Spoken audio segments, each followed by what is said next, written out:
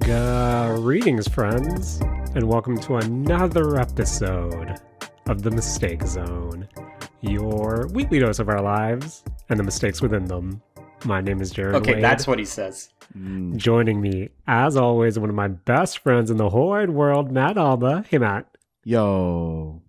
How are you doing? Yo, I'm doing good. Matt, that's great. We're here also joined by another one of my best friends in the whole wide world, Rakush. Hey, Rakush. What up, Jared? How are you doing? I'm doing better now that you're back to host the show. There was a moment last week near the end where we're trying to remember how you described the mistake zone, and we couldn't figure out. And I think I ended up being like the mistakes in our lives and the friends with them or some shit like that. And something like that. Glad you're back to do this now, Jaren.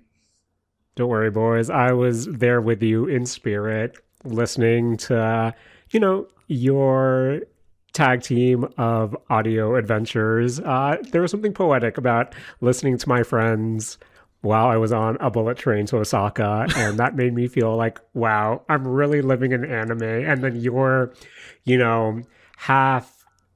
portraits in the sky at half opacity where they're overlooking the train as, we're just going to our destination. It was art, man. It felt like art. And I felt like my friends were there talking to me on the train, just like all the anime I was watching on said train or said airplane. But that's enough about that. Boys, I'm back here on the Mistake Zone with some of my best friends, and man, have I missed my friends. So I gotta ask, Matt, Rakush, other than what you shared on the last few episodes, what have you boys been up to? Guys, I've been spending way too much money on sandwiches lately. I hate this. As you should, Rakush. Rakush, what kind of sandwiches you buying? Okay. So I found a restaurant. I'm not going to name the restaurant because I don't think it's fair to gripe about them and put a name on them. It's more about just the general cost of things right now. But bought basically a foot-long sandwich, not from Subway at least, and a foot-long sandwich, chicken one, can of pop, bag of chips, including tax and tips, $30, guys. Oh, that's a much higher number than I thought you were going to say. What did you think I was going to say? I thought you were going to say like $17. I feel like 17 after tax and tips would have been fine, and I might have been close to that if I didn't get the pop and chips. Wait, did you say But even without that, foot long, yeah. I don't know what this says about me, but with pop, chips, tax, and tip, honestly, gang, I think that's ballpark range what I was expecting, at least here in 2025. I didn't really process that Rakush said tips, so this is probably a much like higher scale or place than I was thinking in my head. Kind of, right? So the tip was 15% because it was takeout, and I'll be honest, there's just some parts of the month lately where I'm like, brother, I just simply cannot afford a 20% tip. And this was definitely one of those instances. Okay, wait. Yeah. Jaren, Rakush has already, I guess, said his answer to my question. Jaren, do you tip on takeout? It really depends. Because I understand the mentality of not tipping during takeout just because they're in theory giving you, your food. And I feel like growing up, that was always the mentality towards it. But I think, tip is also trying to consider at least how the service is to you, how much preparation is going into your food. So I think depending on I typically tip lower for takeout compared to, of course, a sit-in, but depending on how the customer service was in that transaction, I'll still tip anywhere between 10 to 15 at least for takeout. I mean, I don't tip at all, so... Fair. Even for dine-in or just for takeout? Oh, for takeout. I don't tip at all for takeout. Okay. Yeah. I mean, in this day and age, like, I cannot judge whatever tip a person gives, especially with just kind of like... I do also kind of feel a little bit peeved about, like, a lot of these places going self-serve, basically. Like, you enter your own order and you still have to give a tip and stuff like that. like that stuff does bother me. But I also understand that like there are people working behind the scenes that like even that 10% tip might be like, you know, a lot for them. I don't know, right? So, but it's getting I also tougher have to and tougher. consider if I know the tip is going directly to them or if it, because typically I like tipping cash in person. I know sometimes that might screw up at restaurants, just the way they handle tips in general, but I think I'm less, especially if they give me a machine, I'm less inclined to do it on a machine, and I'd rather do it, you know, directly to the server and then they distribute it however they feel. But that's kind of how I'm looking at it these days. Have you guys ever been to a restaurant where like they not charge you a tip, but like you can give them a tip, but when you ask the servers if they get part of the tip, they don't get anything? I've never asked the server that question. Yeah. I feel like in this day and age, it actually might be worth asking them because it just depends. Like if it's a sit down experience, I would feel more comfortable asking them that. But takeout's a different story. But yeah, I think like a lot of places where like it's multiple servers, like, you know, multiple folks helping you out or whatever, like they typically don't encourage you tipping at that point. But yeah. Also, I know, Jaren, you just came back from a country where it's like a big no-no to tip people. Did that come up at all? There was one tonkatsu place that I went to where they gave me the machine and there was a tip option there. But of course, based on the little I was able to read to the different menus, the English one had the message about tipping. And then from what I gathered, the Japanese one didn't. So take that for what you will. Fair. Yeah. Shit's too expensive nowadays, guys. Going back to your sandwich talk, Rakush, yeah, I think $30 all in. I'm not all too surprised just because I know a few months ago we went to a, you know, of course this was takeout, but one of those, I don't want to say high-end sandwich places, but, you know, something above the Subway, the Mr. Sub. And I think for around a 6-inch, after tax and a smaller tip, I think that went around 18. So if you say foot long, pop, and chips as well, yeah, it's a hard pill to swallow, but I think that's kind of in line with what I'm expecting, which is unfortunate when you think all things considered, where you can probably make a comparable sandwich at home, where I don't want to say it's going to be dramatically cheaper. Chances are it might even be the same, but I don't know. I feel like that isn't too surprising for me right now. A $30 homemade sandwich. Are you putting gold flakes on your sandwich? Obviously, Rakush. I'm putting, well, I don't know. In all honesty, when I think about making a sandwich at home and how, if you were to break it down like piecemeal, I guess, of course, it's going to be like way less than 30. But I think when I have sandwich in mind, I'm kind of lumping that all together into the grocery bill. So maybe that's where my boy math is failing me at this moment. Guys, do they have Wagyu cold cuts? Is that a thing? I wouldn't be surprised. Like, I feel like at least for me, Matt. Yeah, I feel like at least for social media trends, I wouldn't be shocked if someone's tried making like Wagyu cold cuts before, just so they have the word Wagyu in their algorithm. Okay. That's fair. I think like the last thing I'll say about the sandwich is that the sandwich itself wasn't bad. It's just that once it got to a certain price point, and also I'm like socially awkward enough that I didn't just want to cancel the order because they'd already made the sandwich and everything.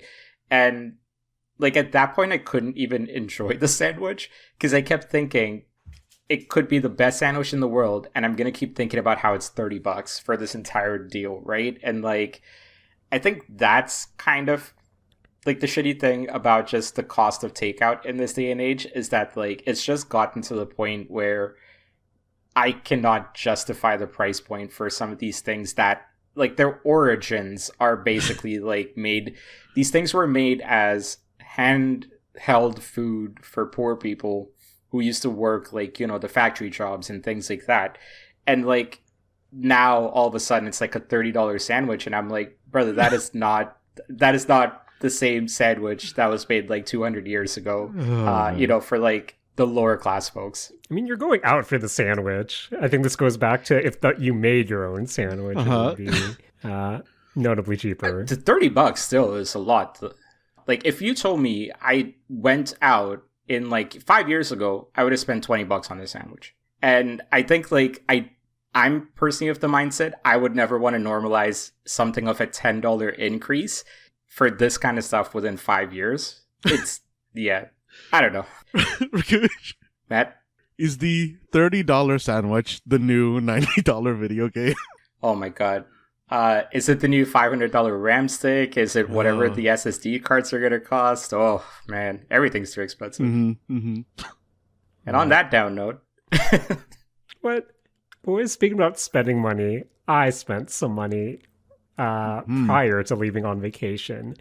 And I know a few months back, I talked about, when the cracked Gibson Les Paul guitar controller was initially announced. Oh. And, this one had mechanical frets and a haptic strum bar. And I thought, man, this was something that I wanted to purchase. But of course, shipping made this controller go from anywhere from $180 to over $300. And I remember asking you guys to talk me down from it. And luckily, I didn't go through with purchasing it from the official Crocked website. But it is also being sold on Amazon.ca as well.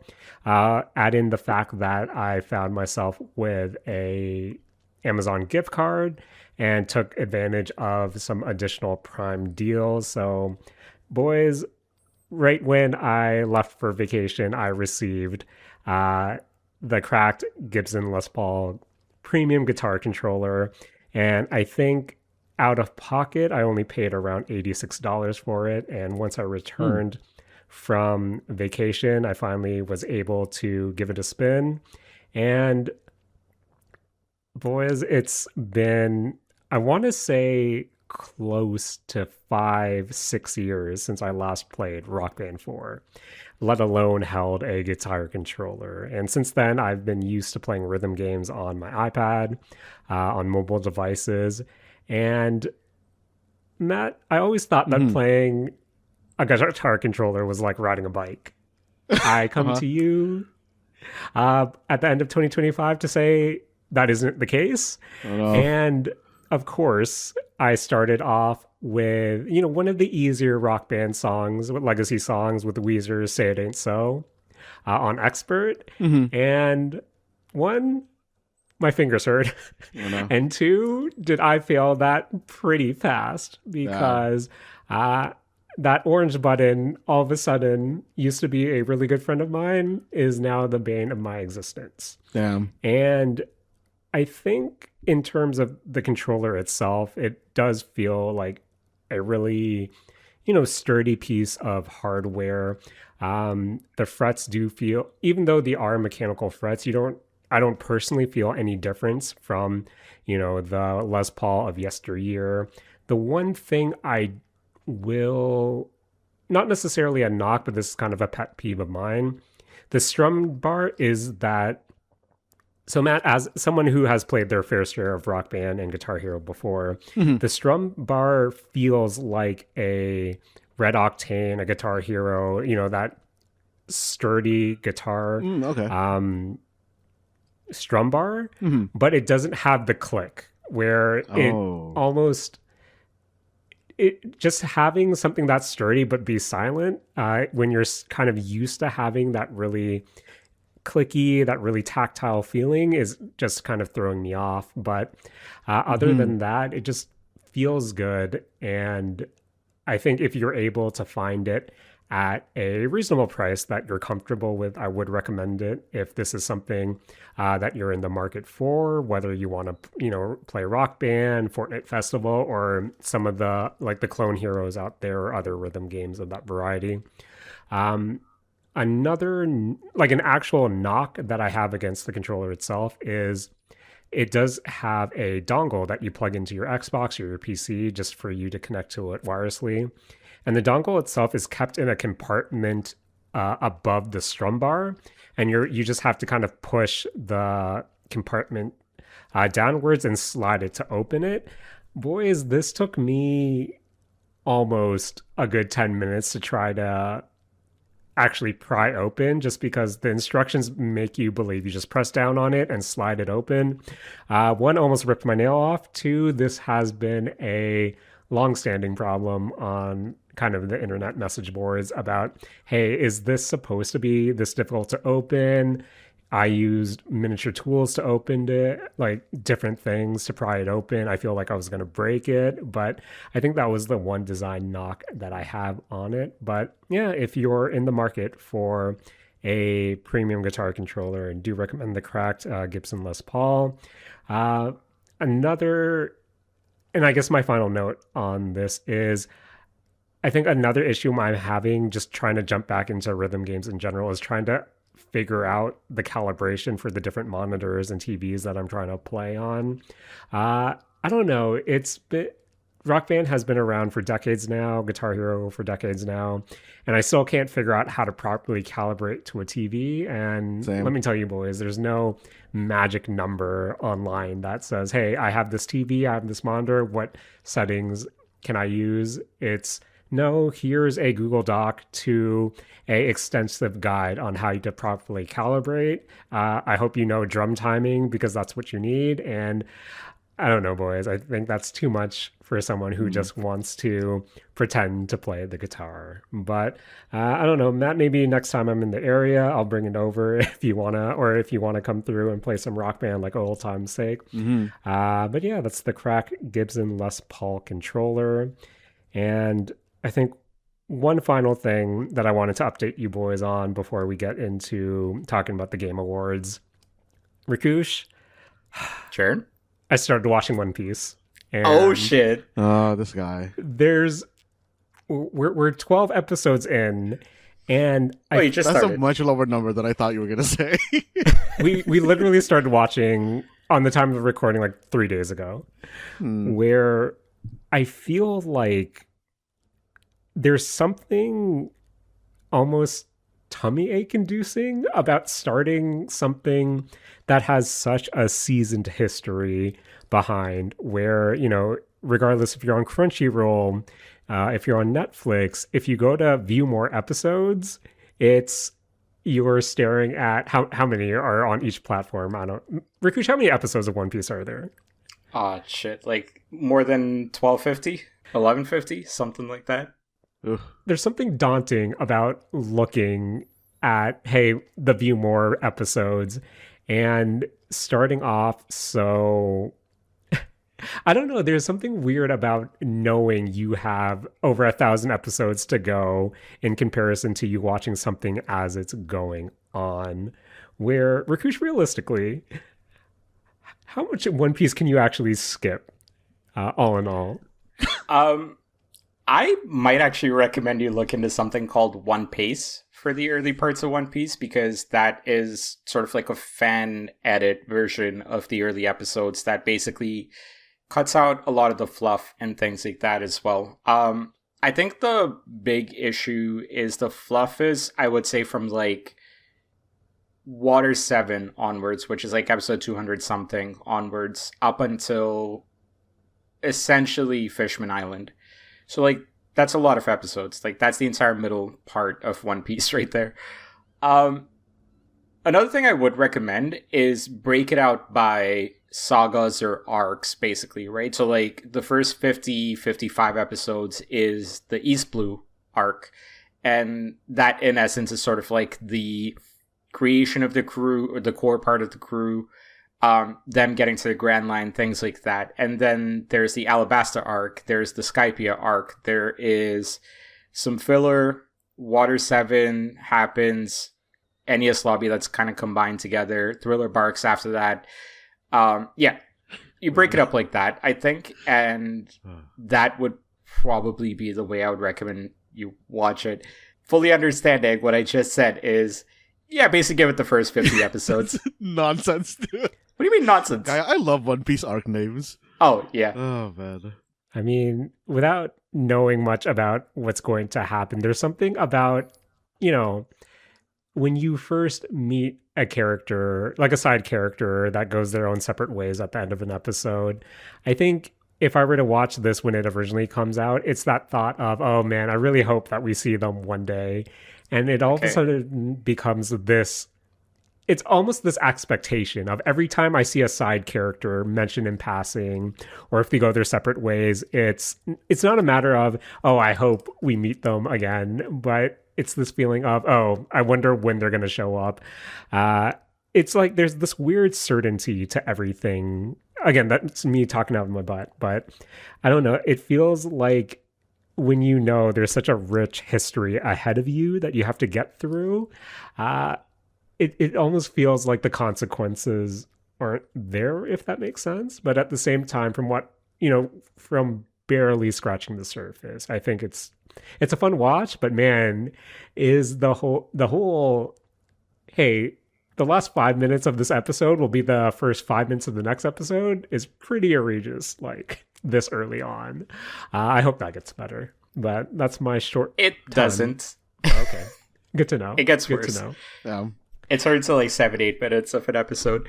I will say that Odyssey is to your benefit though, because then you get into the habit of just skipping like 5-6 minutes, and you don't have to, like, that time commitment goes from like 20 minutes to like 15 minutes. And then, yeah, like Odyssey, you could also just like try to watch the movies of like some of these story arcs. Like Alabaster is released as a movie as well. You could just do it that way. There's a few different ways, I would say, of watching One Piece, but I think everything you say is valid about how daunting it is to get into the series. Like, for years, I've struggled with getting people into One Piece. I honestly didn't try much. Funny enough, the live action is kind of what helped with getting folks into it. So, I mean, maybe just watch the live action as well and skip the first 50 episodes, though it is quite different. But, yeah. Let me know how it goes, man. I'm excited to hear this. Not should I cut out and run while I still can? I mean, maybe. I don't know. I put a lot of time into my try out One Piece, and I still bailed on it. So I don't know. He's a baby. He didn't put that much time into it. I'm calling him out. Oh. We'll Okay, I read about like 8 years worth of content, and if it's not for me at that point, I think it's fair for me to. Look at this guy! Doesn't even get to halfway through the series here, Mister 8 years. Man. That's only what, like 30% of the series. I think at the time that might have been half of the series. Oh, look at this guy! Can't even stick around for the long run. Wow! Look at this impatient guy. Only 8 years. You know what, Rakush? I'm glad that you're leaving the show in a bit. This fucking guy. Oh man, but boys, well, we try to figure out what to do with the past of One Piece. Earlier this week or last week, we got to see at least the near future of video games while celebrating the releases that came, before us in the last 12 months. Because, boys, it was that time of year again. Mr. Keighley's The Game Awards 2025. It was broadcasted last week, streamed on various platforms, and we got to see a lot of winners. We got to see a lot of debut trailers. And before we kind of get into a lot of the announcements, some of the winners, if any of those are needed, because once again, I feel like Mr. Keighley just beelines through a subsection of those and hopes that no one really notices. But Matt, in terms of the overall production and show this year, did this, how did you feel about the Game Awards 2025, and did it feel different to you compared to previous years, or was it more of the same? I mean, to me, it felt like more of the same. I feel like the past, I want to say like 3 or 4 have felt, very formulaic. It's very, it's very Super Bowl-y in its, I guess, presentation, where you're there for the commercials. Fair. And boy, were there a lot of commercials when you kind of think about everything that kind of transpired in that 3-hour or so runtime. But Rakush, same question. How did you feel towards the overall presentation production this year? I think the big difference this year versus the last year would be my increased acceptance of the fact that this is actually more about the ads and less about the awards. I think the last couple of years I was still kind of like, blaring that horn of like, hey man, like this is an award show, but I think it is what it is at this point. Like that's not going to change. So I think that would be the biggest change between last year and this. And I think for me personally, when I just think about the overall presentation, I don't know, friends, I feel like this was the first time in a long time where I walked away from a Game Awards thinking, I don't think any of that was for me. From the presentation itself to the announcements. Congratulations to all the winners. But as someone who, due to jet lag, fell asleep, I think halfway through for 20 minutes or so, woke up, checked what I missed and thought, well, didn't really miss much there. I don't know. There was a lot more me not feeling anything, not necessarily being disappointed, but not being kind of excited for what was coming in the next few months. But maybe I just have a weird relationship with gaming this time, or at this point of my life as well. But maybe I just need to talk to my friends to see what I should be excited about. So, Rakush, what was one thing from the Game Awards, or what was the thing from the Game Awards that made you go, hey, I'm looking forward to that? Jared, we all know it's the same thing for all of us, and it's the Street Fighter movie trailer. Of course. Okay. Don't want to get into the problematic reasons that 50 Cent was not actually there with the rest of the crew. I love the reasons that 50 Cent wasn't there with the rest of the crew. Yeah. I mean, there's a certain promotional thing that he's doing right now for a documentary we won't talk about here. Oh, man. It was a moment of just sort of like the absurdity of real life hitting me all at once is when you group up those things together and me realizing, oh, holy shit, that's a factual statement right there. Like, I think that really just kind of hurt my head. But, oh my god, like, everything from, we knew when we saw the casting, this was going to be an amazing experience, an amazing movie. And the trailer absolutely nailed it. Like, all the stupidity that you want from this movie, it's in the trailer, in those like 20-30 seconds that you actually got from it. They showed you how all the characters look. I think like even the weird one, which is Roman Reigns as Akuma, actually works. And like, I'm excited, man. Also, didn't realize the guy who plays Zangief is literally like 8 foot tall and like absolutely jacked. Did not expect that to be the case. That guy is gigantic. When like they were all standing on stage, it's like I kind of perceive a lot of these people as tall anyway, but this guy had everybody else like below his shoulder, and I was like, damn, that's a tall boy. It's crazy. There. It's like they got the casting right. And I don't mean like this guy is a phenomenal actor because I don't know about this guy. I just mean looks wise, they nailed it. As a wrestling fan, what did you think of, even though he wasn't there in person, what did you think of the promotional art or, media of Goto and his CG belly as E Honda? Interesting. I'm surprised he doesn't have the face paint. That would be the one thing. But otherwise, I am curious how the CG looks in like an extended scene, because we only saw like 2 seconds of it, I think. Fair. And true, where I was also pleasantly surprised at how much they're leaning into the more campy aspects of what a, real life, quote unquote, Street Fighter movie would be in 2025. And I think last time we talked about it, and we're essentially putting together a wish list of what this movie will be. I'm pretty sure from the little glimpses that we saw, maybe some casting aside, this kind of hits on everything that we kind of wanted it to be. And Matt, based on what little we saw, what were some of your highlights from the Street Fighter, I guess, teaser at this point? I mean, overall, it was just like a very fun seeming teaser. Like, I think for me, one of the things that like always is like really standing out in my mind right now is that I forgot 50 Cent was in this movie until it showed that like quick clip of him walking in the I don't know, it was in like that hallway or whatever. That was, I don't know, that really got me into the feeling of this trailer, and this trailer just feels fun. It feels like it feels like they looked at the Mortal Kombat movie and were like, oh, okay, everybody liked the Mortal Kombat movie for the campy parts of it, and they're like, okay, that's how we should lean Street Fighter. And honestly, even though they psyched it out during the Game Awards, I guess part where all the cast members were talking about it, I was actually genuinely sad that the Mortal Kombat cast wasn't there too. Fair.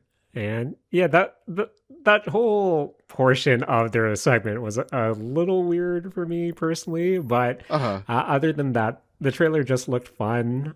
But Rakush, there's this weird disconnect as someone who follows wrestling where I feel like Roman Reigns and Cody Rhodes are a lot bigger than how they kind of appeared in this presentation, where when I think of those two in particular, I think, oh, these are the top dogs in the WWE. But for some reason, having them being paraded out there with the rest of the cast, they felt a lot less larger than life than I'm expecting, or than what I'm used to, if that makes sense.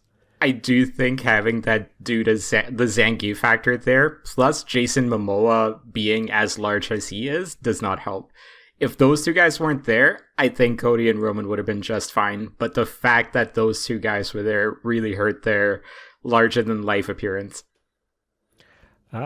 Speaking about Jason Momoa, how are we feeling about how Blanca looks? He looks green. Yeah, that's great. I'm glad that he's green. I was very concerned that they wouldn't, Jason Momoa wouldn't let himself be green. Would you really think Jason Momoa would have the limiter there? Yeah, I'm gonna feel like he would. I don't know. Something about I want to be normal me, not green me. No, I think Jason Momoa is a very open-minded actor. He's doing a bunch of I think if you just look at his role, even in the Fast 10, he's playing up, he's hamming up a character. I think he absolutely is all in on just the campy shit. I think it's just his career started with Khal Drogo, and I think that's why people might be assuming this, but no, he is very open-minded. Maybe it's less a Jason Momoa thing specifically, but more of a Jason Momoa's image team or whatever. Yeah, I don't know. I think based on his last few roles, especially even though he looked normal in Minecraft, I feel like after Minecraft, after Fast and Furious, I do think that he's just out there trying to have as much fun as he can, where, as you said, Rakush, if this was 5-10 years ago, I think I would be concerned that his PR team would be like, no, you can't be green. But I think now in 2025, based on his more recent roles, I think he's just a fun guy trying to have fun. Yeah. Who looks better, Blanca or Akuma, from what little we saw? Ooh. I think it's Blanca. Yeah. Honestly, I didn't really get a good look at Akuma when I was looking at the stuff. Yeah. I mean, ultimately, that was a dozen characters they had to reveal in something 30, 40 seconds, right? So, all we have to go on are, tidbits here and there. Akuma, in that one frame, just looks a little bit more werewolfish right now, but that might just be a bad angle on it. I don't know. I'm not saying it looks bad. I just think Blanca looks better. Yeah, okay. I'm looking at the kind of individual poster art of them right now, and I think Blanca's looks better. Yeah, but can't wait to see this in theaters, hopefully in 4DX, in sometime in 2026. I don't believe an exact date was announced, but we did see the 2026. Final question: how happy were you guys that a car was being attacked in this trailer? I think that's what sold me the most on this entire movie is the fact that they know there's source material. They know what they're working with here. That was the moment where I'm like, all right, they got this. Oh man, Matt, how about you? What was one of your top highlights from the Game Awards this year? I mean, I honestly think that my top highlight is seeing my boy Megaman come back. That kind of lead up. Okay, also seeing everybody being really mad that Megaman came back and it wasn't Half-Life 3. That also really, really adds to this for me. But, it's nice to see Megaman. I honestly thought we had a more recent viewing of Megaman, but I was watching the Game Awards with Rakush, and I think that he was really correct, and I was just misrepresenting Mighty Number 9 in my head. Yeah. Well, didn't Mega Man 10 and 11 come out around the same time as Mighty Number 9 as well? I think they were like a bit after, and I think that I also kind of embellished what those games looked like in my head as well, because I thought they were much closer to Mega Man Dual Override, but it's similar, but it's like not very close at all. Like when you really like take time to look at it. Right. And Matt, it's 2025. What does Mega Man have to do to get you in the door? And what do you hope Mega Man will do once you're there? I mean, Jaren, I'm already in the door. As long as the cover fee isn't really too high, I'm gonna be going inside. I do gotta say, I don't know why this specific game is where I felt bugged by this, but like the fact that it has a 2027 release date just kind of annoyed me. Yeah, that actually kind of bothered me too. I feel like I don't know, maybe it's just something because it, I guess, comparatively looks simple. It, even though like, or a very clean art style, it feels like it should be out in 2026. But I mean, I'll wait until 2027. Like, considering like one of the biggest releases of the year was Silksong, and that kind of dropped out of nowhere as a 2D side-scrolling kind of game, and that was kind of vaporware for many years. Yeah, I do think it's fair that 2027 is the release date for Mega Man, but I also kind of just feel like that game. I don't know, like there is just the optics of like you said, it looks like it's following an art style that previously existed in some games. So that's why I'm like a little bit surprised it's saying 2027. Rakush, you're right. This is a problem caused by Silksong. We should blame Silksong for this problem. Everything is Silksong's fault. Everything is Silksong's fault, indeed. But Rakush, that's the title of this episode. When I think trailers that I watched during this presentation, there's one in particular that I thought, hey, this is the Rakush game of the show. Can I guess which one it is? Sure. Gang of the Dragon? Rakush, tell me about your feelings towards Gang of Dragon. Honestly, at first I thought it was just going to be a Yakuza game because the entire style and everything is pretty much Yakuza. And then it gets to the character reveal, and the character is actually a famous Korean actor, Ma Dong-seok. I hope I got the name right. I've seen it translated to like Master Don Lee in the past as well. But like he's been in a lot of big action movies from Korea, and he's actually got a reality show on Disney Plus right now called I Am Boxer. Spoiler alert, that will not be part of Be Dramatic in a future episode. But then, yeah, like it just kind of turned out to be its own thing. And I was like, okay, that's cool. Like it's reusing some of the stuff from the Yakuza games, except it's not made by the same studio. It's made by the lead director from the old Yakuza games, but it's a new studio. And so that is kind of an interesting one where like, I mean, it's going to be Yakuza starring a Korean actor. So I am curious if they're going to play that part up at all. Not the first Yakuza game that's actually looked at like, a Korean presence in that city as well. So I wouldn't be shocked if like that is actually a plot point here. But yeah, I mean, I'm excited for it. It honestly gives me a lot of Stranglehold vibes from like the early 2000s or like the early PS3 days. The sequel to Hard Boiled, the Chow Yun-fat John Woo movie. So also, fun fact why I have such a soft spot for that game. The collector's edition for Stranglehold was the only way for the longest time that you could get the Blu-ray for Hard Boiled back when the Blu-ray was not officially released. Anyways, back to this game. Yeah, I mean, I want to see more. It is coming out in a very crowded market for like those kind of games right now as well. I am curious if this is going to be just sort of like nostalgia bait or if they're going to be doing anything unique with it. So I'm curious. I'm intrigued by it. Yeah, let's see what comes from it. Was there a date given for this, or was this just a reveal trailer? I can't remember. Nope, just deep into development. Fair. And I have to admit, maybe it was because I was half asleep before this trailer started playing. I thought Geoff Keighley said that, this is the new game from former Yakuza developer Toshihiro Nagoshi coming to mobile. And for some reason, I had it in my head that this was a mobile game. And when the cinematic trailer started playing, I thought, wait, is this actually is this a hero gacha game? Is this a hero collector? And boy, was I confused. Matt, what did you think of the ZZZ trailer that we played during the show? Oh man, you know what? I'm excited for Zhao. Excited for Yashu Guang. You know, Jaren. They showed off Angels of Delusion. I'm ready, Jaren. I'm ready. My polychromes will hopefully hold.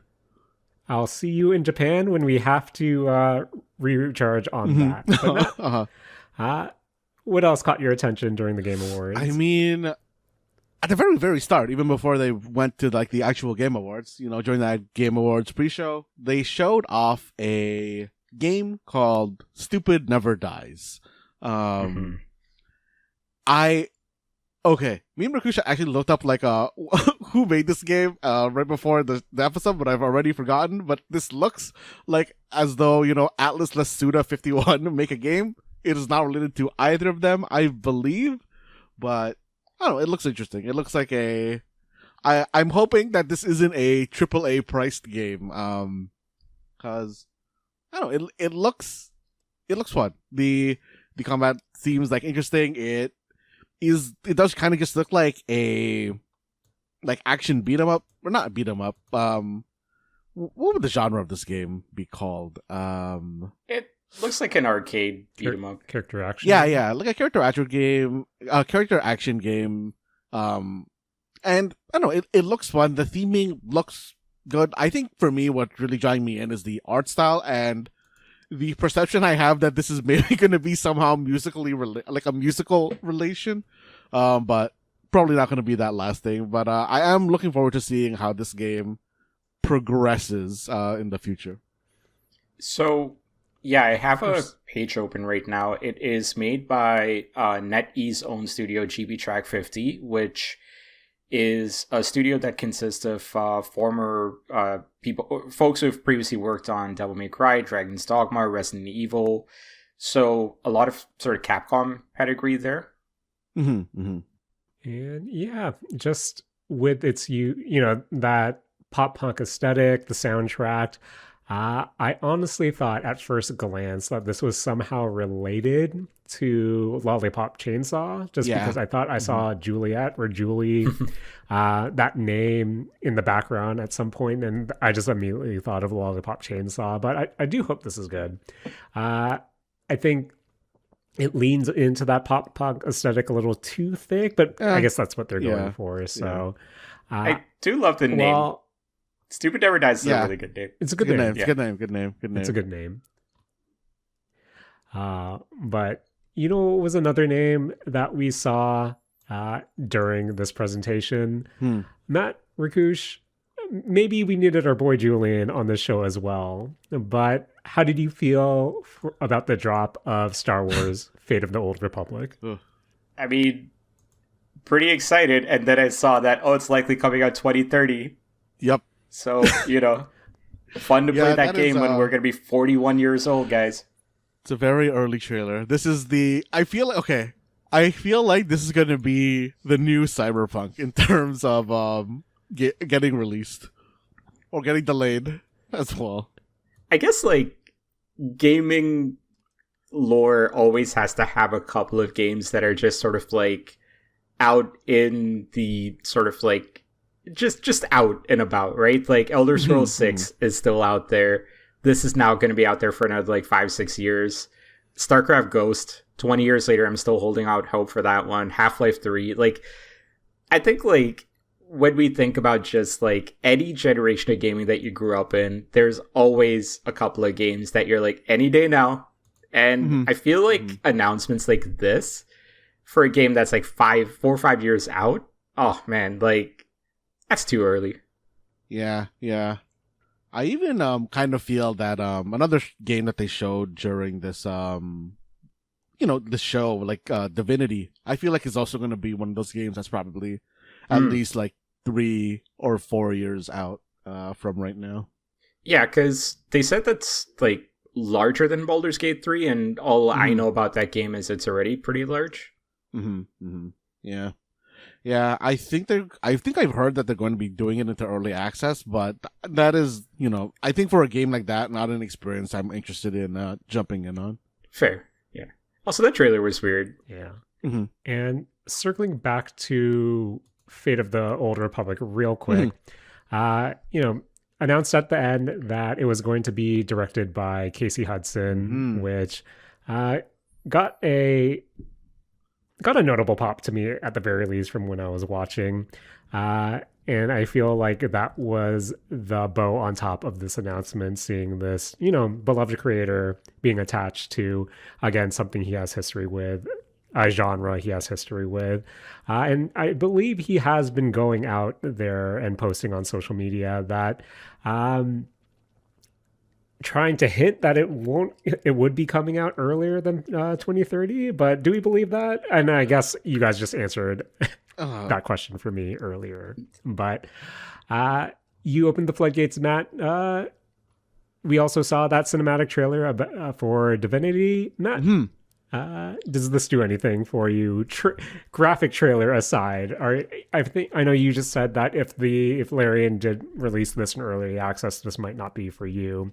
But is the Divinity franchise as a whole something you have experience in? I played Divinity 2 Original Sin, and I really, really enjoyed playing through that game. I think it makes sense that, I kind of did hear some rumors that Larian's going to be putting out a game, and I did assume it's going to be Original Sin 3. But for them to kind of go back to be just Divinity, no subtitle, no number, I think makes sense considering, their popularity with Baldur's Gate. And I am now interested in knowing if this is even going to be a tactics RPG. Because now that they've dropped the Original Sin, I guess, naming convention, and even though Larian is, very well known for doing tactical RPGs, it doesn't necessarily mean that this will be a tactical RPG, even though I am kind of assuming that it will be. But, I'm interested in seeing what they're going to be doing with this property, and I think it is, correct, or the correct move for them to have reset the brand there. Right. Is there, I guess with this reset, is there a certain direction you're hoping that they explore, or are you kind of okay with or do you think this might just be a more refined Baldur's Gate experience with the Divinity name? I mean, I am hoping it's going to just be a more refined experience with a more refined Baldur's Gate with the mechanics that they had in Divinity. More so around stuff they have different kinds of how they want to handle HP. They have different interactions between their magic and stuff like that. I'm really just hoping for a very in-depth tactical RPG sandbox to play in. Okay. And so are we, I know you guys just alluded, what comes out first? Are we looking at Fate of the Old Republic or Divinity? I feel like Divinity is going to come out earlier because I think there is more need for the studio to release that game. I don't know, maybe I'm just kind of assuming a lot of things about just sort of what that studio needs to do. I just kind of feel like this game is likely a late 2027, early 2028 release. Yeah, I feel like it definitely releases early access long before FOTOR does, but I do wonder how long they'll stay in early access, because I think Baldur's Gate was in early access for 3 years. So I could see them releasing in 2027 in early access, and then Fate of the Old Republic coming out in 2030, and then Divinity hitting full 1.0 in 2031 or something. So I would ask a question of you two, right? Because I do feel like at some point in my mind, a studio hits a certain level of success at which I personally feel like early access is not the way to go for them anymore. And I think what I mean by that is just Baldur's Gate, extremely popular. Won 6 awards or 7 awards in 2023. Not a 6-7 joke, I promise you guys. But it won a lot of awards. And I think there's a certain expectation that, like, because it kind of broke through to a larger audience than, like, you know, how, like, these tactics games typically end up being, right? Or, like, the isometric games typically end up being, that, like, I don't know if early access would be the way to go for that anymore, because I don't know if the larger audience is well ingrained in how early access games typically are. So I think, like, this is one of those things now where the success of Baldur's Gate 3 might have put them in a position where early access is not what they do with this game. And that's kind of like, I think it's going to be the same thing for, I can't remember the studio's name that made Clair Obscur, but, like, I don't know if they can put out an early access game anymore either. I mean, okay, I think Clair Obscur came out in a full, like, 1.0. Yeah, Clair Obscur Yes. was a full release. Sorry, I think for yeah, I Larian, guess yeah. I was just using them as an example of, like, if they did early access after all the success that they've gained, I think that would be a little bit, yeah, I don't know. That would be a little bit soft. Sandfall, sorry, that's the devil's name. I think in my mind, Larian, if this game does well, is the last game that they can do the early access thing on. Because I think, to me, they still have, I know they're not a small company anymore, but they still have a small company feel to me, that after this, if, like, you know, Divinity does well, they should stop it at that point. But I if this, like, agree with you. I do agree with you about just sort of, like, this is the last game they could do it in. I guess I'm just thinking of it from the perspective of, like, what is the audience that has never played an early access game before, that did play Baldur's Gate 3, gonna think about an early access game? And I think there's a risk with that, could come into play if they go the early access route with Divinity. Oh, okay, I see what you mean. Yeah, I definitely agree with that. Yeah, I know where you're coming from, Rakush, but then still a part of me, even though Supergiant is kind of at a smaller scale at this point, I can also see it, you know, just turning out to be another Hades 2 situation where they can still release early access, and those hardcore Supergiant fans and those hardcore Larian fans will follow it through then. But once it hits 1.0, once it's officially released, I feel like that's when the second big push starts for it, where yeah, I get the feeling that this might be the last time where everyone, if they were to do early access after this, people might start batting an eye. But then again, it's worked out before for certain studios, and depending on how, you know, loyal their fan base is, maybe even foregoing an early access might alienate that fan base as well. So I don't know, something to see moving forward, but I would honestly be surprised if this didn't launch an early access for them. But I guess my final question is, what launches first, Fate of the Old Republic or Mass Effect, whatever number they're on right now? Did a new Mass Effect? Oh yeah, they did announce their remake. Man, I'm getting... Yeah, I think, like, one of the things that, Jaren, you mentioned this earlier, like, how the Game Awards didn't feel like there was a lot in it for you. I think a big reason I'm just kind of like, with this year was also a lot to do with just, like, there's so many things already announced that we haven't seen a single thing of once the announcement was made, right? Like, Okami 2, Mass Effect Remake. Yes. There's a couple of other games as well. Like, what's up with that?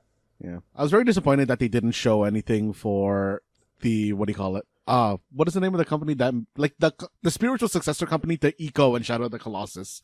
I was really hoping to see something like that this year. Where I feel like last year there were so many, you know, major announcements, even with them ending with the Naughty Dog game Intergalactic, I believe.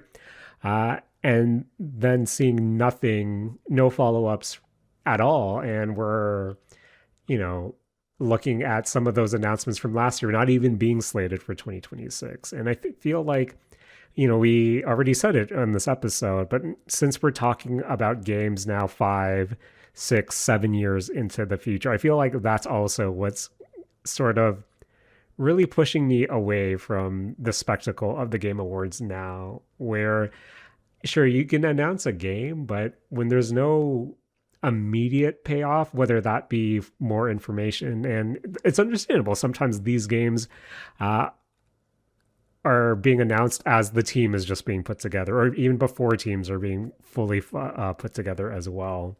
Where, I don't know, there's just something deflating in that plus the amount of cinematic trailers that we saw as well, where cinematic trailers like still don't really do anything for me. Sure, they can create the hype, but at the end of the day, I want to see what the game actually looks like. Yeah. Where, I don't know, it just all adds together to make me feel a bit more apathetic than I have in the past. You mentioned Intergalactic. I think there was like two or three trailers. I cannot remember the names of the games where the aesthetic looked so identical to the Naughty Dog game. I think, Matt, there was one game specifically, again, name eluding me. You and I were like kind of talking through it as we were like watching it. That whole planet looked like it was the intergalactic planet that they showed at the end with that little lightsaber ass thing like happening in the intergalactic trailer. So like, I think it's also a detriment to these new announcements as well, that like, you know, and Matt, you alluded to it, right? Like Half-Life 3 fans being upset that Megaman was the announcement instead. I don't think it's helping out in that way. And I do think that for what it's worth, like these announcements to nowhere are not new. Like this has been a thing with like video games and these award shows since time immemorial, right? Like previously it used to be E3, now it's the Game Awards, now it's Summer Game Fest or whatever. I get that is just part of the marketing cycle for video games, but like if something is not coming out I can even understand 2027. If something's not coming out in the next 2 years, what is the benefit from a fan hype, like fan anticipation standpoint? What is the benefit of announcing something this early?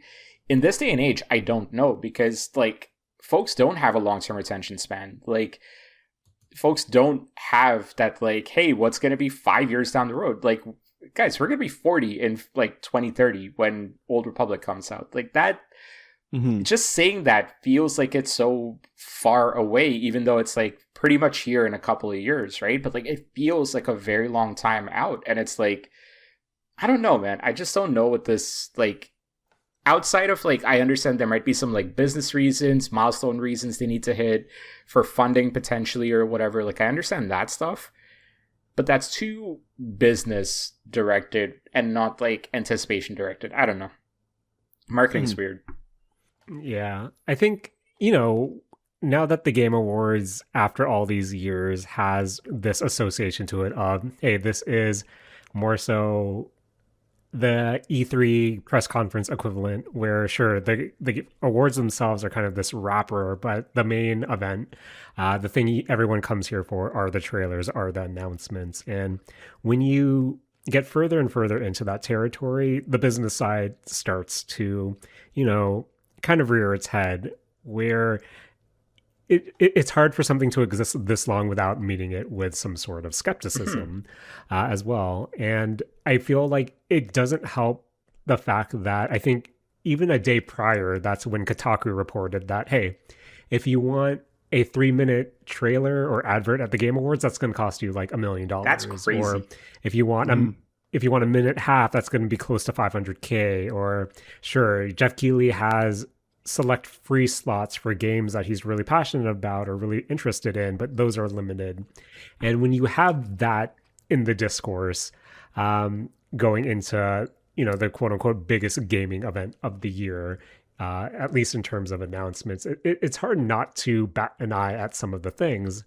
And, you know, Matt, you mentioned it, the elephant in the room, the Half-Life 3 speculation. And then for Geoff and the show to end off on High Guard. Again, not trying to take anything away from Highlight Entertainment, not trying to take anything away from, you know, this team of former Apex Legends developers.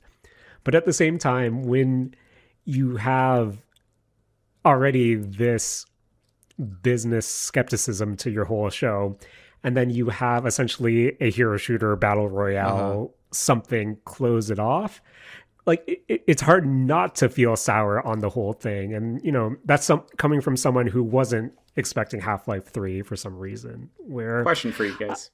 What's up? Would you have felt different about this show if it ended with Old Republic versus Highguard? Honestly, yes, because I don't understand how you end this on Highguard, and the fact again that the discourse about hey, it costs like $1 million to buy a 3-minute ad, and I'm not saying that Wildlight Entertainment paid $1 million for this spot, but all of a sudden, when I'm watching reactions to people or that people are having, and the first thing that they said was, "Why is this game the closer? Oh, they paid for it." That might not be factually true, but that's what's kind of going around, and that feels one. I feel bad for the team, but two, it just makes the whole thing feel flat. Where at least with Fate of the Old Republic, if that was your final thing, there's that prestige to it. There's that gaming legacy, even attaching Casey Hudson's name to it. I feel like that would leave everyone on a higher note. Where same thing when they announced Intergalactic next year. Sure, that's a new IP, but that's coming from Naughty Dog proper. And while you can say that this is a team of former Apex Legend developers, given the state of the hero shooter market in 2025, I don't know. It just felt so flat. And I don't know, Matt, how did you feel by the end of the show with the Highguard announcement? I think my thoughts can be summed up pretty well by a comment I saw on Reddit on one of these kind of somebody talking about Highguard, which is that it's wild that they closed the show with the spiritual successor to Concord. And then, I don't know, that was a really good goof. Oh, damn, that's harsh. I honestly, I was legit shocked that honestly, Highguard feels like something you close off. Not trying to disrespect Opening Night Live or Summer Games Fest, but you guys can admit, right? There's a hierarchy when it comes to the Keighley presentations, right? Like the TGAs are. The TGAs are the presentation, and I don't know. It felt so deflating. Where I kind of feel awful for the devs based on the reaction it's getting. I wish that me and Rakush recorded our reaction to the show, because if we got to the Highguard part for the first half of that trailer, I was really, really, really trying to be like, hey, no, maybe this will be good. This will be good, and then. As it went on, I'm just like, this is not going to be a good game. For what it's worth, and it might be an okay game. I think. Yeah, I lost faith in it being a very big game. I guess exactly. And I think again, like that ties into this whole thing about like old announcements not helping out new announcements. Although I will say the Half-Life 3 stuff, Matt, I told you last week, like follow your brain, not your heart, with like Half-Life 3. Like, let's be real. Let's be really real about if that game is actually happening or not. If it is happening, it's not getting announced at Game Awards. It's gonna Valve's just honestly, I expect Valve to just like put a trailer on Steam proper. It's just there when you open the thing.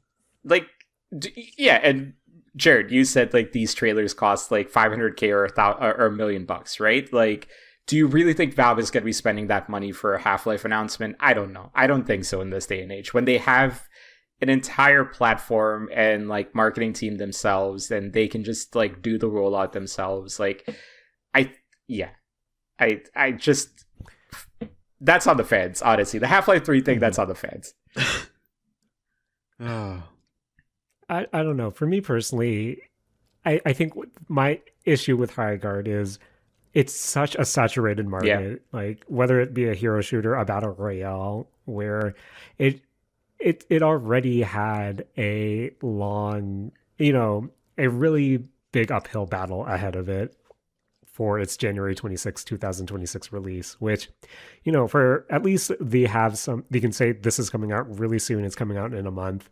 That's fine. But again, I just feel like the market itself is really competitive. Is it? And I'm not sure who exactly this is for, especially when you consider that some of the titans in that genre itself are struggling to kind of maintain its players as well. So I think that was also from just a pure marketing perspective of, man, who's this game for? And again, to see all of these different reactors go, no, they probably paid for this, which is a shitty thing to have associated to your game to close off Keighley's biggest show of the year. I don't know. It was deflating to say the least, but hey, at least the orchestra this year was really good. Guy was back. Not how many flutes did that guy have? I want to say he went through a different flute for every what do you call it, song, or no, every game that had a song there. So that's like 6, wasn't it? I think so. Yeah, I think so. Mm-hmm. Man, he played a tiny flute. I thought that was an ocarina at some point. I thought that would have been a good goofy if he played an ocarina during the Donkey Kong part. But boys, I feel down. But if there was one game that I personally actually had a lot of excitement for, just in terms of visuals and the gameplay that they showed, boys, I'm really excited for Orbitals because that looks like a beautiful game. Matt, when are you buying a Nintendo Switch 2 to play Orbitals? Probably sometime next year. With all these RAM prices going up, I think I can't really be, sitting on the sidelines here waiting for Nintendo to raise the price of the Nintendo Switch 2. Fair. Rakush, did Orbitals do anything for you? It's not going to make me buy a Switch, but it was really cool. I think the retro anime style is really awesome.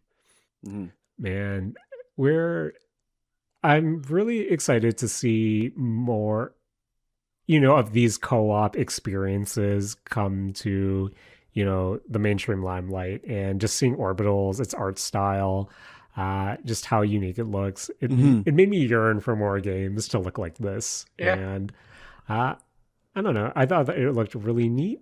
But Rakush, was there anything else on your list that made you go, huh, this is at least pretty cool too? Yeah, actually, if it's okay with you, before we move off of Orbitals, I do remember, sure. Matt, you mentioned like one of the things that actually kind of bugged you about that gameplay animation style is that it had a little bit of that choppy style that's a little bit into the Spider-Verse-esque, right? Now, quality-wise or like design-wise, it's not the same thing, but have you done a 180 on that, or like are you still of that mindset?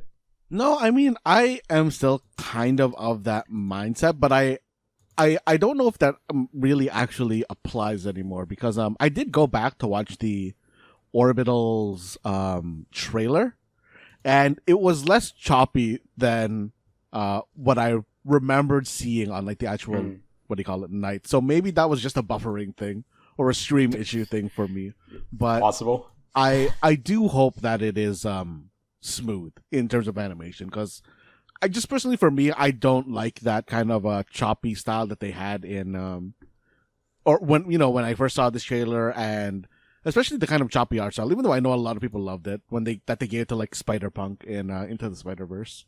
Yeah, I'm curious. I think like this game is going to be one where, if nothing else, at least like it'll stand strong on its style. So, oh yeah, the style is like great. I like this animation thing. I think isn't going to stop me from playing this game if I can find someone to play it with. But yeah, like like that is just going to be like a little like whatever type thing for me. Another game where I got to look up how to play a co-op game single player. Hey man, you have two hands. This guy. Yo, Rakush, you have two hands and 2 feet. And Nintendo Switch 2s come with 2 Joy-Cons. I bet that you can play this game on a single Joy-Con. I don't want to buy a Switch 2, guys. That's a big hurdle here. But you're right, I do have 2 feet and 2 hands, yeah. I don't know why I went in that order, but yeah. Jaren, you're asking about other games. I think Tomb Raider, like, it seems like they're doing a reboot of the original game, or a remake of the original game, and then there's going to be a new release in 2027 as well. So they actually announced like 2 games, and if I remember correctly, is that like it's Legacy of Atlantis is the reimagining of Tomb Raider 1, and then I believe so, yeah. Catalyst is the one in 2027, and I think it's still Crystal Dynamics that's working on it, but I feel like I saw... Yeah, Amazon Game Studios, sorry. I knew there was an Amazon affiliation somewhere. I was just trying to figure out what it was, but honestly, it looks cool. I think it looks like a modern take on the original Tomb Raider games. I think like if it is purely focused on the adventure stuff and less focused on what ended up being its signature sort of like... I guess like the sort of like torture porn-y kind of thing that was happening with the last few games. I'm glad they're kind of going away from that. I think it's I think like just kind of focus on like the core strengths of these games, and I think like that'll be cool. So yeah, really looking forward to. I'm curious what they do with these games. Looking forward makes it seem like I'm gonna dish out all that money for these games, but let's be honest, I'm not.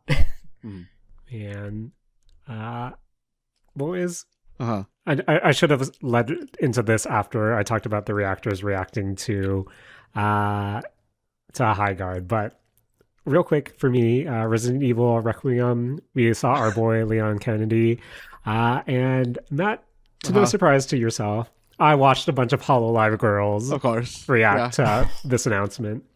And one thing that they all said was, wow, Leon looks old now. Boys, that made me feel self-conscious because I didn't think Leon looks old. Listen, Leon looked different. I said this to Matt on the thing as when we were chatting as well. Like, he does look different. He looks different. As Eofi from HoloLive Indonesia said, he aged like fine wine, but I didn't think he looked old. Okay, he's definitely like in I think on words that I also saw in like HoloLive reactions, he's definitely in his daddy phase now rather than his like pretty boy phase. Yeah, like he's no longer like the J-pop idol looking character. He still has the emo hair though, which I appreciate. Yeah. But no, I'm looking forward to this, especially with the dual protagonists each having their own, one more traditional survival horror, and then of course the Leon action that we've come to expect for anything that he's attached to. So I'm looking forward to the next Resident Evil game. Guys, but what's up? Is Leon an elder millennial? I always assumed he was like a Gen X, to be honest. Wait, Gen X is the one before millennial, right? Okay, if he's Gen X, then he is old. The HoloLive girls are right. I mean, like, isn't he 50 now, realistically? Ooh. I didn't like that. No, I didn't like that. I'm being serious. Isn't like Leon canonically fit? Wait, how old is Leon in Resident Evil? Leon isn't. No, he was born in 1977. Yeah, 48. Oh no! Oh, my stomach hurts. Oh god. Ow. Yeah. Ow. Oh man. Ooh. I think I love looking up fictional character birthdays because something about that is like really fun to me. It's like, when did they decide to make this character born, and does it have anything to do with their character? It's like if you look up Homer Simpson's age, right? Because he was 32 or 33 when the series started, so he would have been born in the 50s. So if like he actually aged every single year, like he'd be in his 70s now. Like, oh no, he's the Abe. I saw a Reddit post the other day that actually made me real sad. It's like someone basically photoshopped like older Maggie Simpson picking up his belongings from the power plant, and then Smithers going, "Oh, I thought you should know about this," and then it cuts to the "do it for her" photo. Oh, that hurt. That hurt, man. My stomach hurts now. Fuck. Oh wait.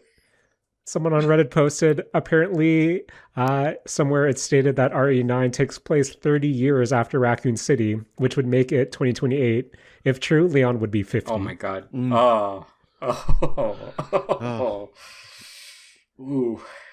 Still aged like fine wine, though. Let's keep it moving. I don't like this. Yeah.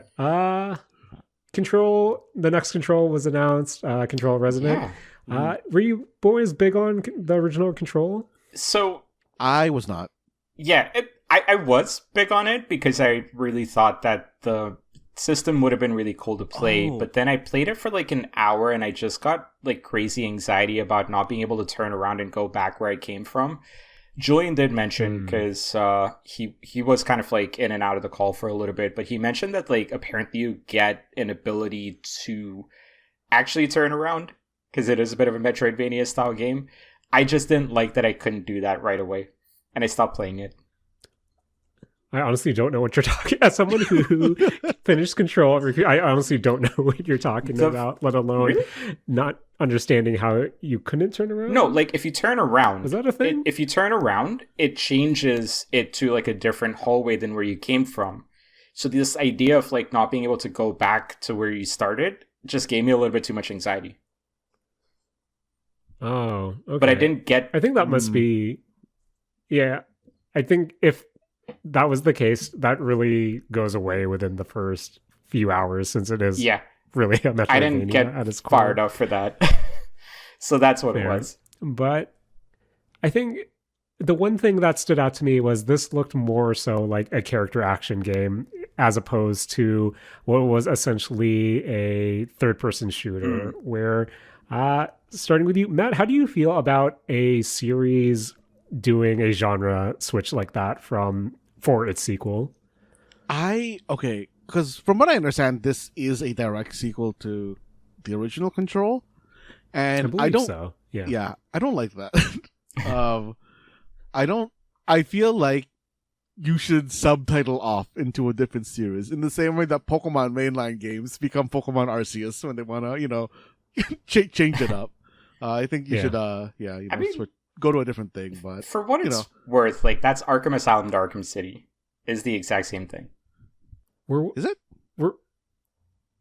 No, they were still. I mean, it was an open world game, but at its core, they were still brawler type beat 'em up games. So I'll say this: it was open world for when it originally came out. Sure, Arkham Asylum. Having played it last year, or maybe earlier this year, I can't remember when I beat. No, it was last year. Having played the game last year, I got to tell you, that's not really an open world game. That's just sort of like. There is a hub area and like you're going into different dungeons basically. It's like 4 or 5 buildings really is like the main thing. So like Arkham Asylum is not as open world as like the memory might be leading you to think it might be. I think Arkham City, like the whole thing about it was, like, hey, look, like this is the asylum now opened up to like a massive map. And it was like back then it was a big change. So like to me, this just kind of feels like the same thing here. It's like going from what was confined in a building to an open world Manhattan. Like, yeah. Oh, but at its core, it was still essentially the same game, right? Like, from what I remember playing through Arkham City, like, location aside, it was still at your core, you're Batman doing the free flow combat. Sure, you might have traversal, but from Control to Control Resident, you're going from essentially a third-person shooter to a character action game, like two, for what it's worth, completely different genres. And I feel like that's a little weird, even though I'm more inclined to play a character action game rather than a third-person shooter. But who knows? I think even though this is a direct sequel to Control, for it to say Control Resident or Resonant as opposed to Control 2, maybe there's still room for Control to return to those third-person roots if you play as Jessie, since I believe you're playing as her brother in this game. But that's kind of just me. What else was announced here? Rakush, anything else that caught your attention? I think Phantom Blade Zero was an interesting one, but if for no other reason than just sort of like, I think we've seen this trend of games that are more focused on more like Asian folklore kind of like, inspirations, right? Like we've seen Wukong come out recently, and I feel like Phantom Blade Zero is another one of those. And I thought it was just fascinating that like, I do think there is a market for more of these sort of like explorations of different folklore to be added to video games. Because it's just that like it's been so many years of these games coming out, and like us basically playing RPGs that are all set in like inspired by Europe or Japan, that like to kind of see these games come out with more like say Chinese folklore influences, I think it's really cool. Again, am I gonna play the game? Unlikely, but I just thought it was neat that like we are seeing more of that with some of these larger studio games now. Matt, I know this is on your radar. How did you feel about the extended look that we saw at the Game Awards? I mean, I'm excited. I am, really looking forward to playing this game. I am a little disappointed that it's coming out in the later half of 2026. I was really hoping it was going to be closer, but like I'm gonna play it. I think I'm pretty sure that I'm gonna be like playing this game when it comes out, because this is I feel like this has been one that's like been on my radar for a long time and been like pretty high up in terms of like hype for me. I think recently there were some reports that the director or one of the devs were saying how this is more akin to a character action game rather than a Souls game, even though there might be elements of the Souls game, including a bonfire equivalent, flask equivalents, and stuff like that, where, Matt, does the core gameplay, whether it be more Souls adjacent, that methodical pace, or a more character action game, maybe something like a Ninja Gaiden, does that do anything for you, or is it all about just the presentation, the folklore being explored, and less about the specific genre it is? I mean, I think with the way that they've been showing this game, I was always hoping that it would be more character action than Souls-like, because this just has a lot more, I guess, like speed to it. And I don't really know if like there's many, like, I guess like Sekiro was kind of like a speedy Souls-like experience, but like it was also like quite different from a Souls-like experience as well, from what I remember you saying. And I think that like, with what I'm looking for in this game is like a little bit of flashiness. So I am hoping it like lands towards the character action side, or honestly, Jaren, the Zenless Zone Zero side of gameplay. Yeah. Hopefully it comes to PC and I can mod a counter sound effect to help me know when I can press R2, because that would be really beneficial. Actually, Matt, would you buy PS5 for Phantom Blade? No, I would not buy a PS5 for Phantom Blade. Yes, no, I don't think I would though. Okay. Well, boys, I know we explored a bunch of the games kind of in depth, but there were plenty announced as well. Matt, can you treat the remainder of the games like Geoff treats some of the categories, and kind of run through some other announcements that were worth mentioning? I mean, okay, yeah, sure. There was no gameplay for it, but the concept of Warlock Dungeons and Dragons looks interesting. Didn't know Jonathan Blow was still making video games. Kind of interested in Order of the Sinking Star. Solasta 2 and Lords of the Fallen 2 are both sequels that I'm looking forward to, the games that I really enjoyed. Coven of the Chickenfoot was a game that like I had no idea was coming out, and that looks pretty interesting with the hag and not the hag, Baba Yaga and the whatever that monster following her was. We're back with some pod racing in Star Wars Galactic Racer, which damn, how did I not mention that? That was actually a nutty announcement as well. Because they didn't call it a pod racer. They called it a galactic racer. Yeah, okay, fair. Fair. And I think lastly, while I wanted to bring this up when we were talking about Mass Effect and Infinity Old Republic, but Exodus still looks interesting to me, and I hope that game is good. I think also No Law, that sci-fi looking cyberpunky game, looks pretty interesting. With really Jack Pedro Pascal. Yeah, really Jack Pedro Pascal and the mayor from that Raiden Metal Gear Solid game. Yeah, that's interesting too. Also, quick shout out to Ontos, the spiritual successor to Soma. If it's anything like Soma, I'm going to have tummy aches after playing it, because I'll have existential dread that will keep me up at night. But, boys, this was the Game Awards. People got awards. Mainly one game got a lot of awards, where I feel like this show in particular was I know Claire Obscure Expedition 33. I ate my words. I'm going to eat my words from earlier this year when I remember, what was it, the Oblivion remake was just announced, I think, a week before this game launched, and I thought, damn, Microsoft is doing a disservice to the devs, to Claire Obscure, and I'd be mad if I was that team. This is me officially eating my words, because not only do I hear about Claire Obscure in gaming circles weekly since release, and I haven't heard about Oblivion at all, but definitely after the Game Awards season, the amount of people streaming the game, talking about the game, picking up the game, this was definitely, I don't want to say a second life for it, but maybe just the fact that it's being further celebrated kind of goes to show the still the cultural significance that the Game Awards still has. And Matt, as a enjoyer of Clair Obscur Expedition 33, were you surprised at just how runaway they were in a lot of the categories it was nominated in? Honestly, a little bit surprised at like how many they won, because like I think from what I remember reading, like they were nominated for 15 and won 12, which is a pretty wild hit rate. And you know, maybe this is just what I what I think about the Game Awards as a whole, but I thought they would spread it out more in terms of like some backroom number counting, that they would have thrown some flowers out to other games that Clair Obscur was also nominated for. I think the interesting one at the start of the show was like you talked about how like it winning best independent game didn't sit right with you, and when the show started, I actually disagreed with you. By the time the show ended, I actually think I came around to like that sentiment as well. Mm-hmm. Yeah, like I think that there should be like indie game tiers.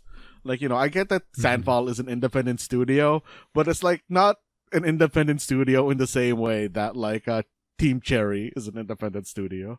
Yeah. No, I totally know what you mean. I mean, semantics aside, they are a indie team, but at the same time, to me, at the very least, there are levels to it where I do agree. I thought that there would be more love kind of spread around, but when the show starts off with, from what I believe was an orchestra dedicated to Clair Obscur Expedition 33, I thought, man, this is a bit on the nose, where I said before, back in the dark days of the Game Awards, back when this was a Spike TV presentation, and it felt like they were giving awards to anyone who would show up.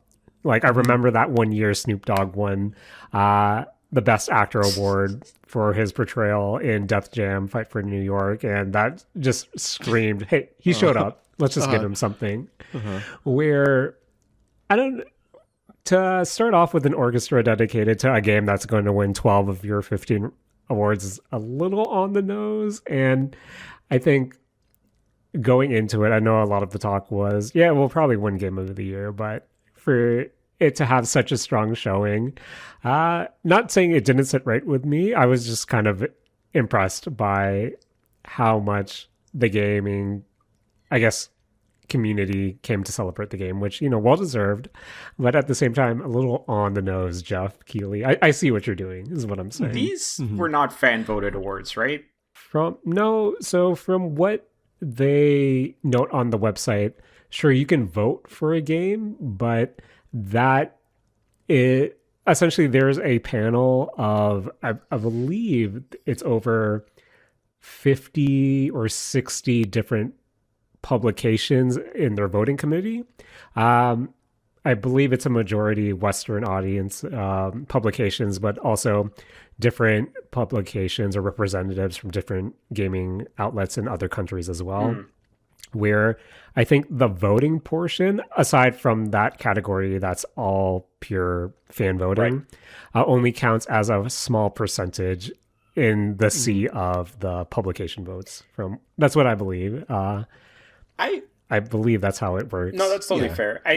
I guess like what I'm left with are questions at the end of the Game Award, right? Because if Clair Obscur won 12 of the 15 awards, what if you're talking about like, it being 50 plus publications all kind of voting, and so it's definitely not just like a group of 2 or 3 people with an agenda like telling you that, oh, this game is like the thing this year.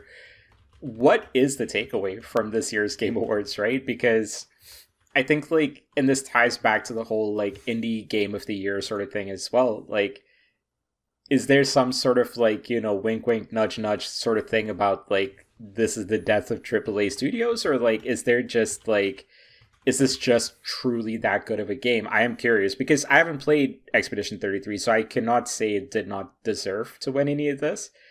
I guess what I'm curious about is it really as consistent as it really kind of seems with the fact that it won like 11 or 12 awards? Because if I'm taking a look at like some of the games that came out this year, I think it was a very strong year for games. I don't think the way the awards were spread out necessarily indicates that, if that makes sense.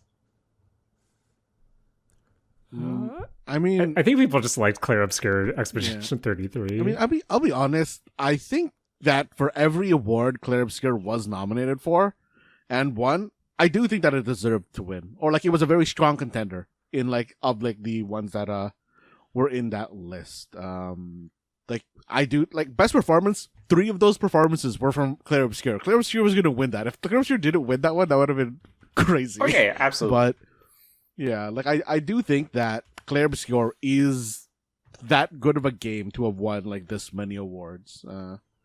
And like I think it like really did deserve the ones like most of the ones that it got. Again, I cannot in good conscience say that it doesn't deserve any of the awards. I am just, the question I'm again kind of posing is, what is it that the voters are trying to say about the games this year? Maybe a little bit deeper, maybe it's not as deep as this, but like the state of the industry with the fact that like this is the game that won like 11 or 12 awards. Like, is this them kind of like alluding to just Is it the non-game stuff that also sometimes drives a direction, right? Like this concept of like this game was only made by 30 people, but then there's also reports about like, well, they outsourced some of the work, but like this 30 people number was like such a big selling point for like, how polished this game was and stuff like that as well. And like, those are kind of like some of the questions that I am curious about, right? Like, I'll only have the answer once I play the game. I don't think it's something that a conversation between the 3 of us is good answer, but it's an interesting thing to wonder about. The same way, like, like Astrobot won last year, and I'm like, how? Like, I don't understand it, right? But it's not like I haven't played the game, so not for me to say one way or the other if it's right or wrong. Oh, to clarify, there were 154 outlets in the jury pool for the 2025 for the 2025 Game Awards. That's up from 134 last year. The amount of U.S. outlets were the same, but of course, internationally, it grew in other regions. I believe Latin America had more representation in terms of voting this year. France had a lot more as well. So take that for what you will. Pretty diverse group.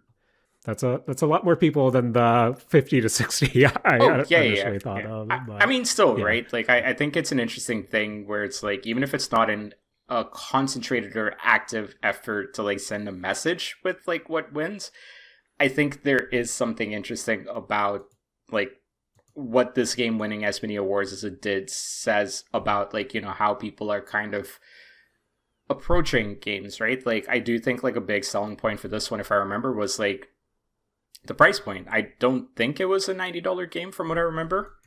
I should check the PlayStation Store for that. But like, that was one of the things, potentially. Then the other thing was just like, oh yeah, made with like only 30 game developers and stuff. Like, there is stuff like that to like, consider, I think, for the most part. But yeah.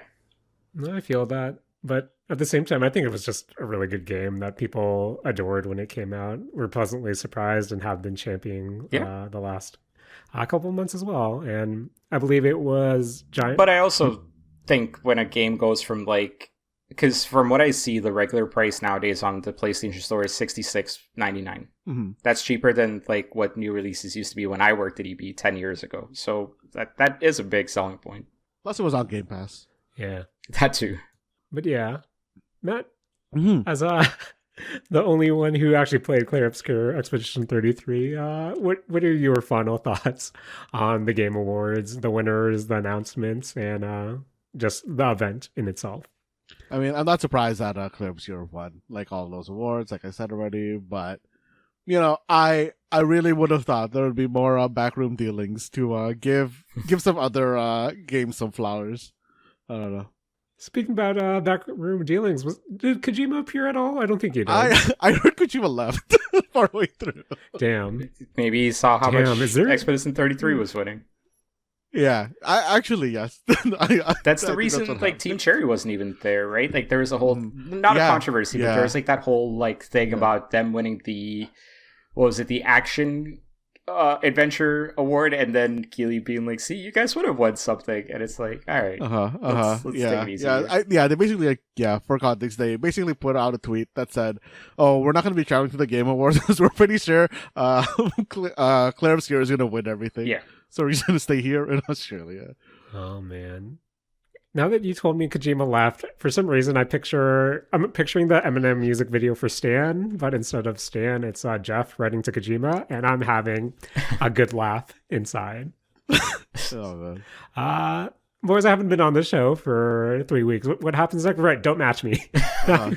Who's doing Don't Match Me this week? This week it is me. I am doing Don't Match Me this week. Matt, take it away.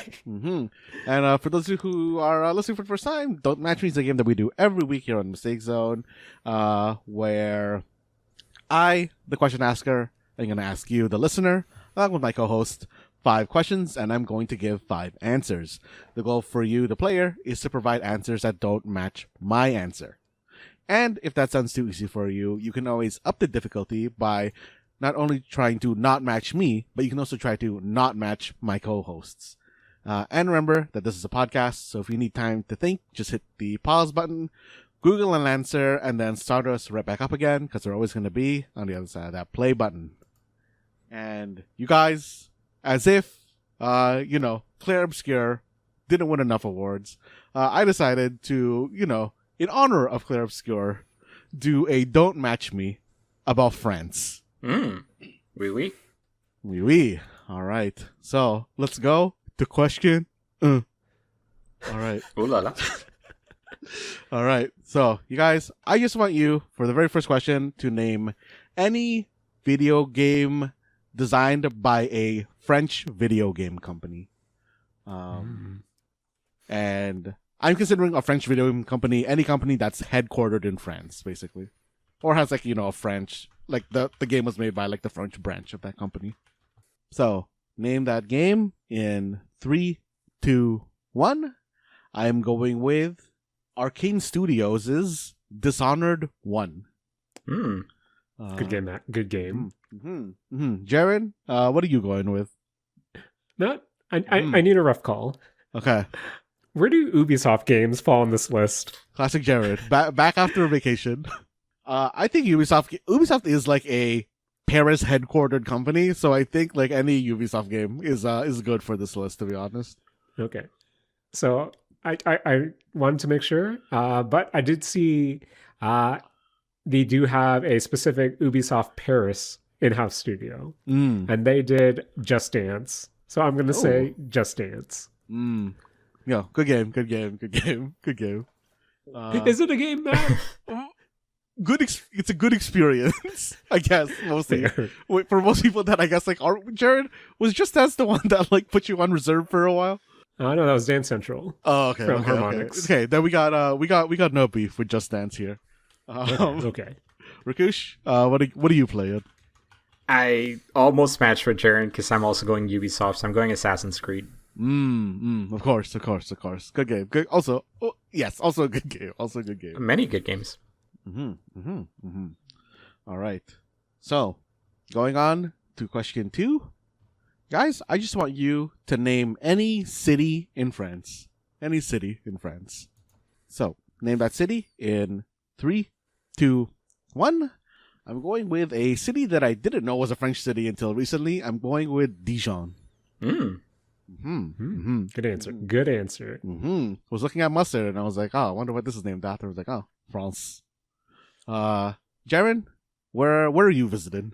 I'm going to butcher this because, boys, if you thought I was bad at pronouncing things, oof. Oof. I apologize to all our French friends, but the only thing that came to mind was the Tony Hawk's Pro Skater 2 level, Marseille? Marseille. Yeah. Marseille? Okay. That is my answer. Nice. Rakush, where'd you go? Oui. Mon choix, c'est sur Lyon. Lyonnais. Oh. I sounded very confident there. That was Google Translate, by the way. Just Yo, Rakush, I think out of all of us, you have the most French reps. So, I'm just gonna trust you on that one. 2 years of Duolingo, and I Oh, can't remember any of that shit. Honestly, one of the questions I was gonna do was name a French verb, and I was like struggling to think of one there without looking it up. But For those who couldn't follow, the answer was Lyon, by the way. Lyon. All right. So, going on to question 3. I want you to name any dish or food that is French in origin. So, name that dish or food in 3, 2, 1. I'm going really easy here. I'm just going with the classic croissant. Which I feel like French people will get mad at the way I just said it. But Croissant. Thanks, Jaren? When you were like, name a French food, of course, me being the uncultured person, I immediately thought, man, I love French fries. But my real answer is it the quiche? I'm going to say quiche. Is it pronounced quiche? Ooh. Is quiche French? I was just trusting Jaren on that one. According to this website of 29 French dishes to enjoy, quiche is number 9. Yeah. So I'm going to trust this internet Fair website. enough, yeah. When I think about how to spell quiche, that seems like a very French word to me. I thought it was German for some reason, but yeah, no. I stand corrected. You know what? I'm going to say the French quiche. Does that count? Yo, just be extra safe. Yep. Rakush, what are you cooking up? I was debating between 2, but I ended up going with coq au vin. What is that which one? is chicken and wine. Ooh. This guy going fancy French. It was either that or fondant potatoes, because I really want to make some fondant potatoes one of these days. Yo, it's good. Have you made them before? No, but I've had some. By the way, sorry, I just need... Okay, for those not in the know with French cuisine, 90% of French cuisine is just all like ooh la la and classy because they just add like a shitload of butter to their recipes. Like, that is the secret to like most of French cuisine is like, oh my god, like this is so rich. Yeah, it's a shitload of butter. That's the secret to most food. But going on to question 4. Guys, I just want you to name any number in French from 1 to 10 in French. So, in 3, 2, 1, I'm going with the for 2. Jaren, what did you count up to? I went with trois. Ooh. That means 3, I think. Jared, I was thinking about that number at first as well, but I was unconfident in the way to pronounce it. Matt, I only have barely any confidence in saying un, trois, and I thought "de" was something that you would say. So I thought I'm going to take a chance and go with the next best thing for me. All right, Rakush, Mr. French on this podcast. What are you going with? I went with 9. 9. Ooh, this guy. You know why? Because it reminds me of eggs. Œuf. 9. Both. Ooh. Oh. Yeah. Yeah. A lot of food. That tracks. I'm fat. This French guy. All right. So, going on to question 5, a little geography question here again. I want you to name any country that shares a land border with France. Name that country in 3, 2, 1. I'm going from France to Italy. Going over to Italy. Jaren, where'd you go to after our trip in France? After Rakush said that isn't quiche a German dish, of course I'm going to say Germany. Rakush, where are you visiting? I'm going with the Swiss because I really want to eat some chocolate right now. Ooh. Switzerland, sorry. I feel. Yeah, that's a good choice. And yeah, guys, that's my Don't Match Me France edition. Très bien. Thanks, Matt. Thanks, France. Yeah. Sorry about that museum a few weeks ago. That wasn't good. Why do you apologize like you're the one who stole the shit? You don't know that, Rakush. Maybe Maybe Jaren has some secrets. Maybe Jaren wasn't in Japan. Oh, sorry there, Lupin. No, don't worry. Tomorrow you're gonna see a report about a Japanese museum being hit, and then credits will roll when you think back to this podcast. Just like how I thought about you guys while riding the train with my riches. And then George Clooney is going to pop up in the post-credit scene like Nick Fury, building a team. Jaren's going to be in the Ocean's 11 reboot. Man. Oh, man. Guys, you know what I realized when watching the first 12 episodes of One Piece? Man, they really like treasure because they're pirates, and pirates like treasure. I don't know why that just occurred to me.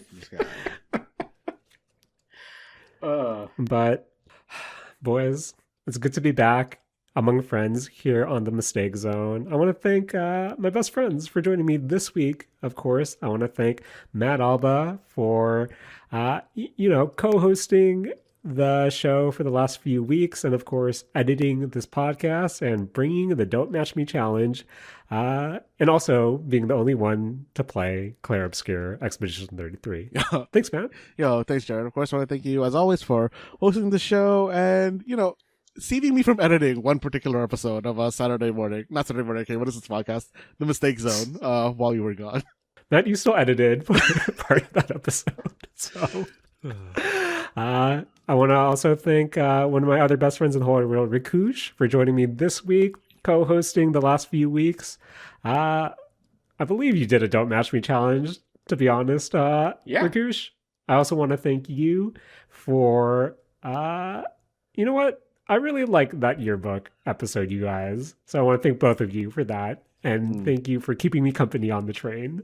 Boy, do I have some train stories for you guys. But I'll save that for another time. What a fantastic teaser. I also want to thank Luffy. I also want to thank... Boys, I know his name's Zoro now. Yes. I'm proud of myself. Congrats, bro. Oh, man. It was Zolo for a while, I want to thank Nami. Jared? I'm sorry, did you say Nam? No. Not Nami. Of course I know who Nami is. Rakush, of course I would know who Nami is. Of course, yeah. Sorry, I just thought you said Nam, so I was a little bit lost. Jaren, let us know when you can name 100 One Piece characters. Oh, man. Boys, man, there's a lot of One Piece characters. Yeah.